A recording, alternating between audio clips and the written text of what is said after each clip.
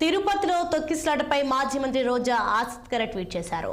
ప్రభుత్వం టీటీడీ దేవస్థానం నిర్లక్ష్యం కారణంగా 6 మంది తమ ప్రాణాలను కోల్పోయారని, ఈ ఘటనకు TTD chairman B R Naidu, EO అదనపు ఈవో వెంకయ్య చౌదరి, ఎస్పీ సుబ్బారాయుడు ప్రధాన కారణమని అన్నారు.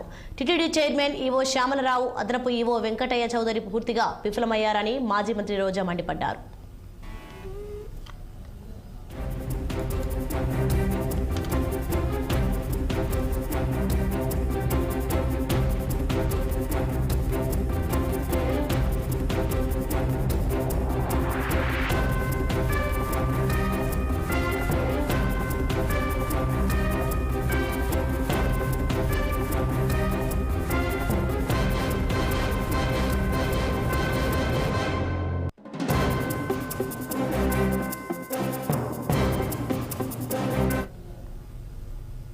పశ్చిమ గోదావరి జిల్లా తణుకులో లయన్స్ క్లబ్ జిల్లా కల్చరల్ యాక్టివిటీ